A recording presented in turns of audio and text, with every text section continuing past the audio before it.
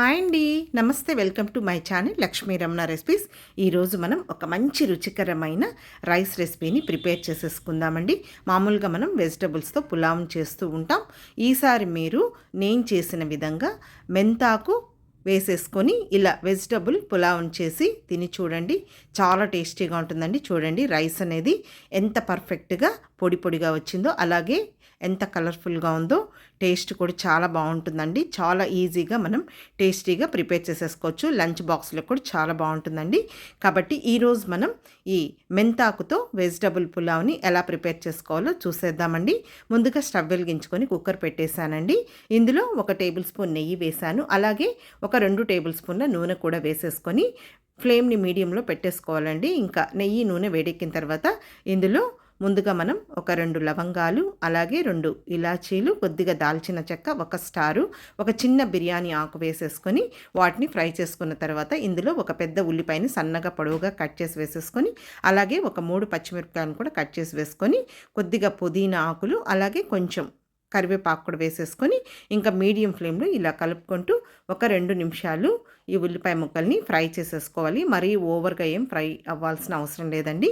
చూడండి ఈ విధంగా వేగితే సరిపోతుంది. ఇప్పుడు ఇందులో ఒక మీడియం సైజ్ క్యారెట్ని పైన పీల్ చేసేసుకొని కట్ చేసుకొని, అలాగే ఒక 4 బీన్స్ను కూడా ముక్కలుగా కట్ చేసి వేసేసుకొని, అలాగే ఒక మీడియం సైజులో ఉన్న బంగాళాదుంపను కూడా పైన పీల్ చేసేసుకొని చిన్న ముక్కలుగా కట్ చేసి వేసేసుకొని, ఇందులో మెయిన్ అండి ఒక గుప్పెడు మెంతాకులను కూడా కడిగి శుభ్రంగా వాటిని డైరెక్ట్గా వేయకుండా కొద్దిగా కట్ చేసి వేసేసుకొని, ఇప్పుడు ఇవన్నీ వేసుకున్న తర్వాత ఇంకొక 2 నిమిషాలు మీడియం ఫ్లేమ్లో ఇలా కలుపుకుంటూ ఫ్రై చేసేసుకోవాలి. మామూలుగా మనం వెజిటబుల్స్ వేసేసుకొని పులావ్ చేసుకుంటూ ఉంటామండి. కానీ ఇందులో మీరు ఇలా మెంతాకు కూడా వేసి వెజిటబుల్ పులావ్ చేస్తే సూపర్ టేస్టీగా ఉంటుందండి.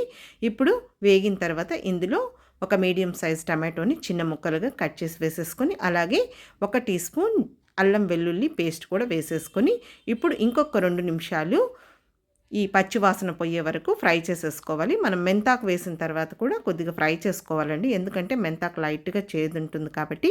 ఇప్పుడు ఇవన్నీ వేగిన తర్వాత ఒక 1/2 టీ స్పూన్ పసుపు పొడి, 1/2 టీ స్పూన్ కారం పొడి, 1/2 టీ స్పూన్ ధనియాల పొడి, అలాగే ఒక 1/2 teaspoon garam masala powder కూడా వేసేసుకొని, ఇప్పుడు ఈ స్పైసెస్ అంతా మాడకుండా కొద్దిగా నీళ్ళు వేసేసుకొని జస్ట్ ఒకసారి ఫ్రై చేసేసుకోవాలి. మరీ వెజిటబుల్స్ కూడా ఎక్కువసేపు మనం ఫ్రై చేయాల్సిన అవసరం లేదండి. కొద్దిగా మనము ఒక హాఫ్ మాత్రమే ఫ్రై చేసుకుంటే సరిపోతుందండి. ఇప్పుడు ఇందులో ఒక medium size glass basmati rice అండి, ఒక 15 నిమిషాల ముందు కడిగి పెట్టేశానండి.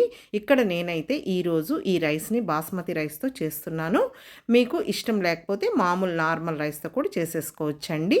కొంచెం బాస్మతి రైస్ అంటే కొద్దిగా టేస్ట్ అనేది బాగుంటుంది. అలాగే ఇప్పుడు ఇందులో కొద్దిగా కొత్తిమీరను కూడా సన్నగా చాప్ చేసి వేసేసుకొని జస్ట్ ఈ రైస్ని 1 నిమిషం ఫ్రై చేసేసుకోవాలండి. ఆల్రెడీ బాస్మతి రైస్ బాగా నానున్నాయండి, కాబట్టి మనం ఓవర్గా ఫ్రై చేసామంటే ఆ రైస్ అనేది బ్రేక్ అయిపోతుందండి. జస్ట్ మనం ఈ మసాలాలో కొద్దిగా రైస్ కూడా ఫ్రై చేసుకుంటే రైస్ అనేది పొడి పొడిగా టేస్ట్ అనేది చాలా బాగుంటుందండి. జస్ట్ లైట్గా ఫ్రై చేసేసుకుంటే సరిపోతుందండి. ఎక్కువసేపు ఏమీ ఫ్రై చేయాల్సిన అవసరం లేదు.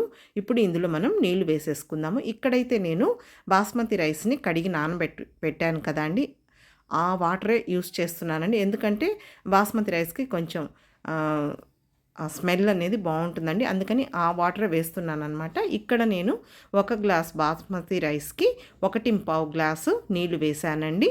ఇప్పుడు రుచికి సరిపడా రాళ్ళుప్పు వేసేసుకొని జస్ట్ అంతా కలిపేసిన తర్వాత కుక్కర్కి మూత పెట్టేసుకొని ఇంకా హై ఫ్లేమ్లో ఒక 2 విజిల్స్ వచ్చే వరకు కుక్ చేసుకుంటే సరిపోతుందండి. ప్రెజర్ అంతా పోయిన తర్వాత ఒక 5 నిమిషాలు అలాగే వదిలేసి మూత తీసి చూస్తే చూడండి రైస్ అనేది మనకు ఎంత పర్ఫెక్ట్గా కలర్ఫుల్గా రెడీ అయింది. ఇది కొద్దిగా చల్లారిన తర్వాత ఇంకా రైస్ అనేది పొడి పొడిగా వస్తుందండి.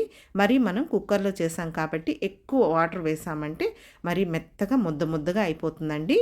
ఇంకా ఇక్కడ నేను కుక్కర్లో చేశాను కాబట్టి 1 గ్లాస్కి 1.25 గ్లాస్ వాటర్ వేసానండి. మీరు అదే గిన్నెలో అయితే 1 గ్లాస్కి 1.5 గ్లాస్ నీళ్ళు వేసేసుకుంటే సరిపోతుందండి. చూడండి రైస్ అనేది పర్ఫెక్ట్గా ఎంత కలర్ఫుల్గా పొడి పొడిగా వచ్చిందో. లంచ్ బాక్స్ కూడా చాలా బాగుంటుందండి. మెంతాకు కూడా ఆరోగ్యానికి చాలా మంచిది.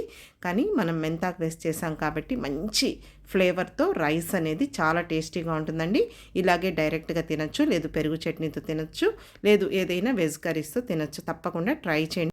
ఈ వీడియో మీకు నచ్చితే లైక్ చేయండి, షేర్ చేయండి. ఇంకొక మంచి వీడియోతో మళ్ళీ కలుద్దాం. నమస్తే అండి.